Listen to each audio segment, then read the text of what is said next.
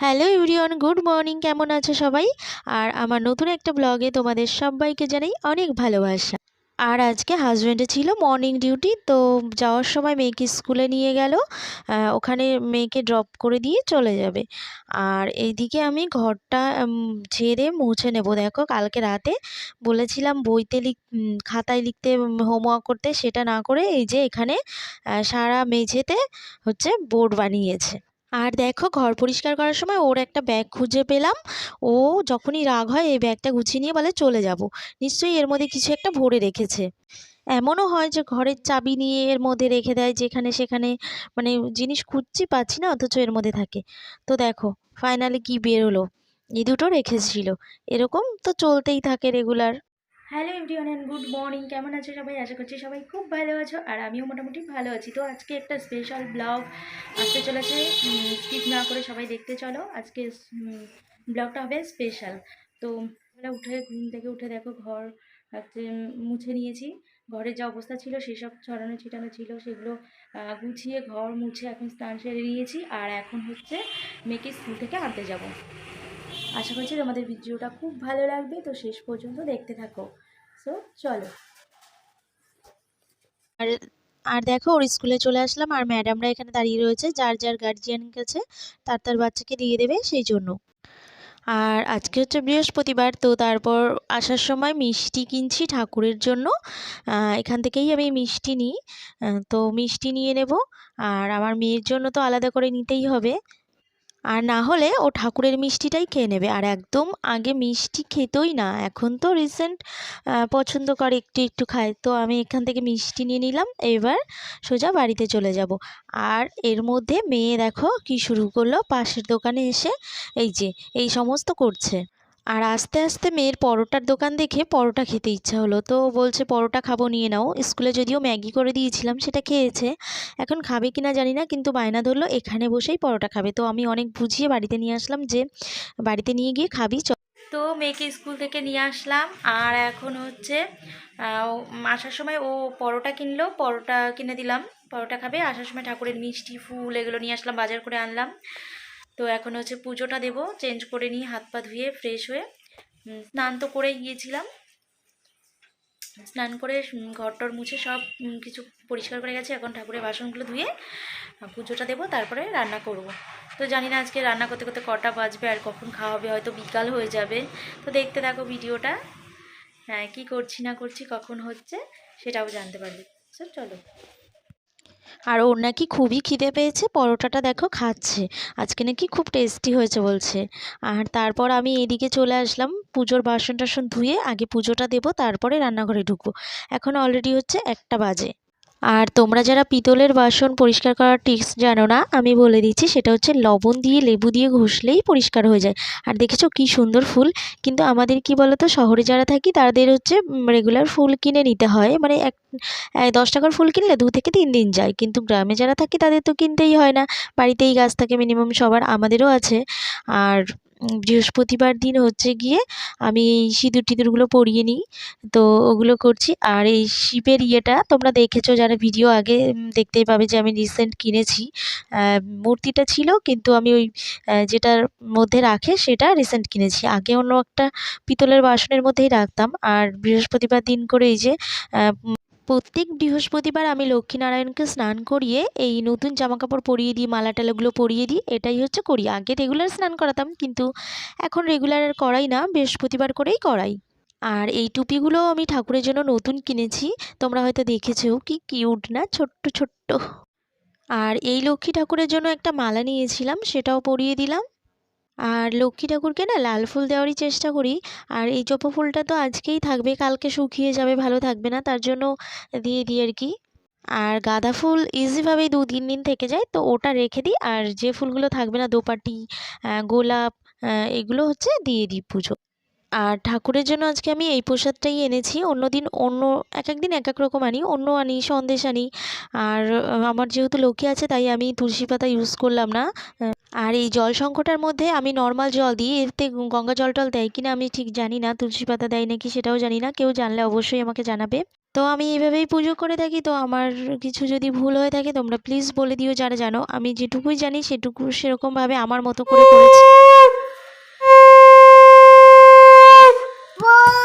আর আমার পুজো দেওয়া কমপ্লিট। তো আজকে অনেক দেরি হয়ে গেল। আর এখন আমি হচ্ছে গিয়ে খাবো, এক গ্লাস জল খাবো একটুখানি লেবু দিয়ে। মানে এই গোটা লেবুটা দেবো না, হাফ লেবু দেবো দিয়ে, আর এক গ্লাস জল খেয়ে নেবো। খুব খিদেও পেয়েছে। আর ঘরে মুড়িটাও শেষ হয়ে গেছে। আর বিস্কুট খেতে ইচ্ছা করছে না এখন। তো ছাতুটা একটুখানি খেয়ে নেবো। এটা খাওয়ার পরে হাফ জল এরকমভাবে খাবো আর হাফটা ছাতু দিয়ে গুলে খাবো। তো দেখো চামচ দিয়ে নিলে এখন গুলবে না, তার জন্য আমি এমনি হাতেই মিশিয়ে নিলাম। আর এক্সপ্রেশনটা দেখতে পাচ্ছ আমার, বুঝতেই পারছো কেমন খেতে। আর আমি কিন্তু এটা গরম জলের মধ্যে দিই না কখনো লেবুটা, নর্মাল জলেই দিই। কারণ গরম জলে দিলে লেবুর যে ভিটামিন সিটা সেটা নষ্ট হয়ে যায়। তাই আমি এমনি নর্মাল জলে দিয়েই খাই। আর এটা আমি দুদিন আগে দোকান থেকেই কিনেছিলাম। আর ভীষণ কাজে আসে বিশ্বাস করো। মানে আমার তো পেঁয়াজ কুচাতে গেলেই একটা কাটতে গেলেও চোখ দিয়ে জল পড়ে। তার জন্য এটা নেওয়া, পেঁয়াজ আর লঙ্কা কুচানোর জন্য এটা বিশেষ করে নেওয়া। তো দেখো ভীষণ কাজে আসে। তো দেখো আমি এখন তাড়াতাড়ির সময় পেঁয়াজটা হাতে কুচালাম না, জাস্ট 4টে করে টুকরো করে দিয়ে এর মধ্যে 2-3 বার টানলাম। আর দেখো কত সুন্দর মিহি হয়ে গেছে। তো ওটা বের করে নিয়ে এবার কড়াইতে দিয়ে দিলাম, ব্যাস। তো তোমরা যারা যারা এখনো কেনোনি প্লিজ ঝটপট গিয়ে কিনে ফেলো, এত ভালো। বার্থডেতে এই ড্রেসটা নিয়েছিলাম, এখনো পরিনি, দেখাচ্ছি।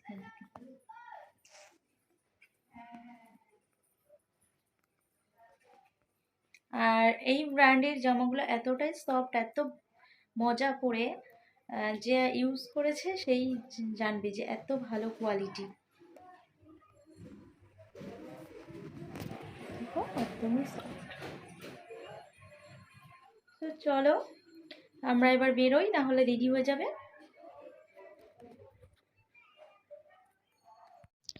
আর দমদম স্টেশন যাওয়ার অনেকগুলোই রাস্তা আছে। তো এটা হচ্ছে তার একটা রাস্তা। আমরা এখন মেন রোড দিয়ে যাচ্ছি না, এখন হচ্ছে যাচ্ছি ভেতর দিয়ে, যেখানে মেয়ে ডান্স ক্লাস। এই যে বাঁদিকে ইন্ডাস্ট্রিতে লেখা দেখছো, এটাই হচ্ছে আমার মেয়ে ডান্স ক্লাস। এখানে ডান্স করাতে আসি, ওই দমদম স্টেশনের 2 মিনিট মতো আগে আর কি। তারপরে দেখো সোজা ঢুকে গেলাম মিও আমরের দোকানে। আর কেক দেখতে পাচ্ছ। তো আমরা ভাবছিলাম প্রথমে কেক নেব না, পেস্ট্রি নেব। কারণ কি পেস্ট্রিটাই ভালো, কেক নিলে নষ্ট হবে। আমি আমার হাজব্যান্ডকেও কেক পছন্দ করি না। সবাই মানে এক টুকরো খেলাম ঠিক আছে, বাদবাকিটা অন্যবার কী করি, অন্য সবাইকে দিয়ে দিই। পাশে 2-1 জন যদি কেউ থাকে তাদের বাড়িতে দিয়ে দিই। তো এবার ভাবছি ওই 2-3টে পেস্ট্রি নেবো ভেবেছিলাম, কিন্তু সেটা আর হলো না। ভাবছি যে ওটার থেকে একটা বড় কেক নিয়ে নিই। তো নিয়ে নিলাম। আর আসার সময় মেয়ে বায়না করলো যে এই পার্কের মধ্যে ঢুকবে, অন্যদিন গেট বন্ধ থাকে, আজকে খোলা দেখেছে তো না ঢুকে আর শুনবে না। এখানে দেখো একটুখানি সময় কাটালাম 10 মিনিট মতো, তারপর এখান থেকে বেরিয়ে। আর আসলে কি বলো তো, ও তো ঘরে সারাক্ষণ একা একাই থাকে, কারোর সাথে খেলতে পারে না, মিশতে পারে না, খোলা জায়গায় বেরোতে পারে না। তার জন্য এরকম করে। আর এটা দেখছো গরিলাটা কত বড়। আর দিনের বেলা আসলে ভালো দেখা যেত, এখন রাত্রেবেলা দেখা যাচ্ছে না। এর পাশে কিন্তু একটা সুইমিং পুলও আছে বড়। আর আমার মেয়ে দেখো গিয়ে পা জড়িয়ে ধরে বলছে কত বড়। আর এই গরিলার দুটো হাতে দেখো দুটো বাচ্চাদের দোলনা। আর এখানে হচ্ছে কি দুটো এরকম করা আছে বসার, ওই সাইডেও করা আছে, ওই দিকে আছে ঢেকি চড়ার।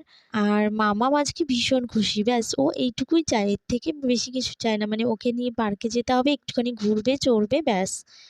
আর আজকে ছিল আমার বার্থডে। তো মেয়ে দেখো ভীষণ এক্সাইটেড, কতক্ষণে কেকটা খুলে কাটবে। আর ও আমাকে বলেছে আমি কিন্তু কাটবো।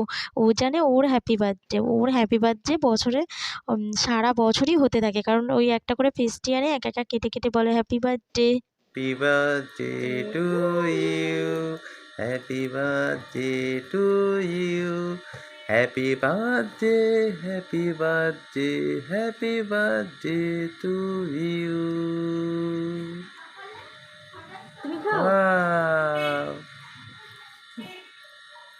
আর এখানটায় দেখতেই পেলে আমি কি করলাম, বরকে খাও বলে ও আসার আগেই নিজেই খেয়ে নিলাম। সমানে মেয়েকে দিচ্ছি আমি খাচ্ছি, এটাই করেছিলাম। ওকে তো পরেই দিলাম। তো মামাম তো ভীষণ খুশি, কেক টেক কেটে এবার খাওয়া দাওয়া করে এখন বের করেছে হচ্ছে কাজু বরফি। এটা কালকেও নিয়ে এসেছিলো, কালকে এনেছিল 2টো পেস্ট্রি আর হচ্ছে 2টো কাজু বরফি। তো আজকে আবার নিয়েছে কাজু বরফিটা। আর পেস্ট্রি তো আমাদের ঘরে মানে রেগুলারই প্রায় আনে। একটা তুমি খাও। এই 2টো বাবাকে দেবে না তুমি খাও না, ভালো তো। তুই বাবাকে দিয়ে না। বলছি কি কি করেছি শোনো, আমি নিয়ে এক কামড় খেয়েছি তো আমাকে চাই আমার কাছ থেকে কেড়ে নেবো, চাই দাও দাও দাও, শেয়ার করে খেতে হবে তো, বলে ভেঙে আমাকে এক টুকরো দিলে তোমাকে একটা। আমি বললাম তোর বাবাকে দে, আমি বলছি তুমি খাও না, ভালো তো, ভালোবাসিস আমাদের বাবাকে, আমাকে ভালোবাসিস।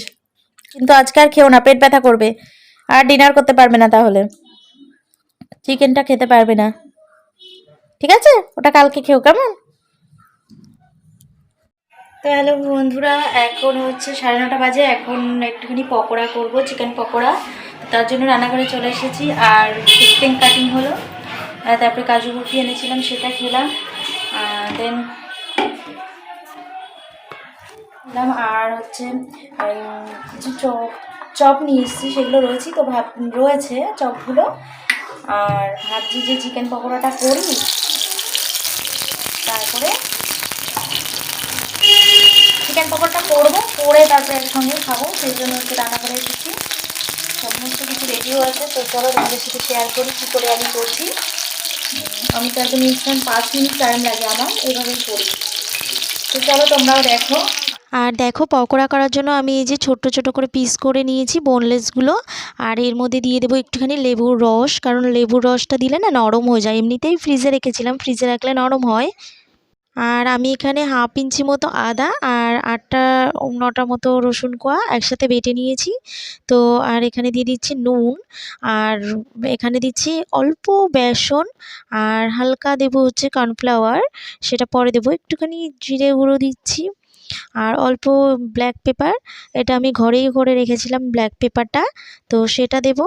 আর সাথে দিয়ে দেবো একটুখানি কাশ্মীরি লঙ্কার গুঁড়ো, তাতে কালারটা ভালো আসবে। আর দেব হচ্ছে কর্নফ্লাওয়ার, কর্নফ্লাওয়ার খুব বেশি দেব না, কিন্তু আমার না এখানে মানে কোটিং যেটা হয় সেটা একেবারেই পাতলা হয়ে গেছিলো, শুধু মাংস মাংস লাগছিলো। কিন্তু আরেকটা ভুল করেছি, যেখানে নুনটা কম দিতে হতো, যেহেতু আমি ডার্ক সয়া সসটা দিলাম, তো নুনটা কম দিতে হতো, একটু নুনে হয়ে গেছিলো, যেটা সত্যি সেটাই বললাম। আর এখানে দেখো ফাইনালি এই যে ভাজা হয়ে গেল, কোটিংটা কত পাতলা, আর একটু কোটিংটা মোটা করলে বেশ ভালো লাগতো খেতে। তো ফাইনালি দেখো রেডিও হয়ে গেল। তো কোটিংটা একটু মোটা হলে বেশ ভালো লাগতো খেতে, আর এর সাথে স্যালাড ছাড়া ভালো লাগে না। আর আমার তো ঠান্ডা লেগেছিলো প্রচুর, তার থেকে আমার শশা কেনাটা বন্ধ হয়ে গেছে। যে হচ্ছে বলেছিলাম যে ভেজিটেবিল চপ কিনেছি, আর ডিমের ডেভিল। তো ভেজিটেবিল চপটা কিন্তু দারুণ ছিল। এখন হচ্ছে যেহেতু শীতকাল, বিট গাজর অ্যাভেলেবেল পাওয়া যায়, তো এটা দাম কম দেখে এখন বেশি দেয়। অন্য সময় আলু ভর্তি করে দেয়, বিট গাজরটা একদম 2-1 টুকরো থাকে। তো বেশ ভালোই লাগলো, খেয়ে খারাপ লাগলো না। আর এখন খাচ্ছি তো, আর ডিনার হয়তো করতেই হবে না। আর আমার মেয়ে তো দুপুরবেলা ভাতই খেলো না, আর রাতেও খেলো না, সারাদিন না খেয়ে থাকলো। তো ওর জন্য একটা পাতলা করে রুটি করেছিলাম। তো দেখো আমি এক্ষুনি দেখতে পাবে সেই রুটিটার একটুখানি খেয়েছে 2-3 টুকরো, আর হাফটা আমি খেয়েছি, আর এইটুকু হচ্ছে ফেলে দিতে হবে। শুধু শুধুই করা হলো। তো চিকেনটা দেখি খায় নাকি। তো বন্ধুরা,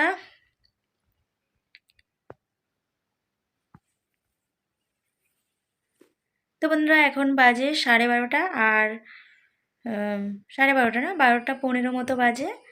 আর এখন হচ্ছে শুয়ে পড়বো, তো বিছনাটা ঝাড়বো, ঝেড়ে টেরে ফ্রেশ হয়ে শুয়ে পড়বো। তো আজকের ভিডিওটা তোমাদের কেমন লাগলো অবশ্যই জানাবে, আর ভালো লাগলে লাইক শেয়ার কমেন্ট করবে। আর দেখা হচ্ছে নেক্সট ভিডিওতে। ততক্ষণ সবাই ভালো থেকো, সুস্থ থাকো, টাটা।